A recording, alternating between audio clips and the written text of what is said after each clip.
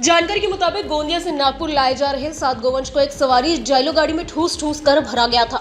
आरोप है कि इन गोवंशों को मोमिनपुरा इलाके स्थित कत्लखाने ले जाया जा रहा था। इसी दौरान स्थानीय लोगों को गाड़ी पर शक हुआ और उन्होंने उसका पीछा करना शुरू कर दिया। पीछा किए जाने के दौरान चालक वाहन पर नियंत्रण खो बैठा और जैलो गीतांजलि चौक के पास डिवाइडर से टकराकर पलट गई। हादसे के बाद मौके पर भारी भीड़ जमा हो गई। लोगों ने गाड़ी में मौजूद 2 आरोपियों को पकड़ लिया और जमकर पिटाई के बाद पुलिस के हवाले कर दिया।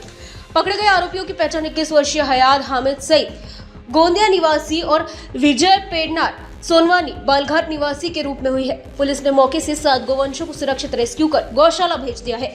जांच में खुलासा हुआ है कि आरोपियों ने पुलिस की कार्रवाई से बचने के लिए गाड़ी पर प्रेस लिखा हुआ था। हालांकि इसमें किसी पत्रकार का समावेश है क्या नहीं, इसकी भी जांच अब पुलिस कर रही है। ये माल किसी कुरैशी नामक आरोपी का था, जिसे गोंदिया से भरकर मोमिनपुरा लाया जा रहा था। पुलिस फरार आरोपी की भी तलाश कर रही है। फिलहाल गणेशपेट पुलिस ने दोनों आरोपियों के खिलाफ मामला दर्ज कर लिया है और ये पता लगाने की कोशिश की जा रही है कि इस तस्करी नेटवर्क में और कौन कौन शामिल है। ती गाडी भरता वेगाने आणि गाडी वाकडी तिकडे चालल्यामुळं त्या गाडीचं डिवायडरला डॅश होऊन नुकसान देखील झालेलं आहे।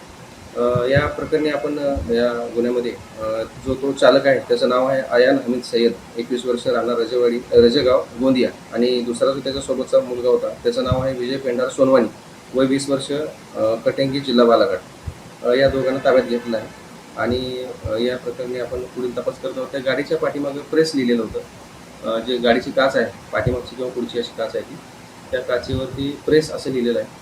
तर त्या जी गाडी ज्याच्या गाडीचा जो मालक आहे त्याचा रत्नागिरीचा पत्ता दाखवतोय, तर त्याने ती गाडी ह्यातला जो 5,000 रुपये तन्वीर कुरेशी याला गाडी विकलेली आहे किंवा त्याच्यामध्ये काय व्यवहार झालेला आहे ते आता गुन्ह्याच्या तपासामध्ये आपल्याला सर्व निष्पन्न होईल। तसेच त्याचे प्रेस जे लिहिलेलं होतं ते सुद्धा म्हणजे तो पत्रकाराच्या कुणी नातेवाईक किंवा पत्रकारांचं काय त्याच्यामध्ये काही त्यांचा काही संबंध वगैरे आहे तर ते सुद्धा आम्ही तपासत आहोत। तन्वीर कुरेशी जो आपल्याला 5,000 रुपये त्याने तो माल गोंदियामधून बैल बाजारामधून घेतला होता, जनावरांचा जो बाजार असतो तिथून, आणि तो मोमिनपुराला घेऊन चाललेला होता। आता मोमिनपुराला त्याचा राहण्याचा पत्ता मोमिनपुराचा आहे, पण मग तो मोमिनपुरातून अजून पुढे कुठं काय करणार होता, ते कतलीसाठी पाठवणार होता का आणखी काय करणार होता या संदर्भामध्ये आपण तपास करतो।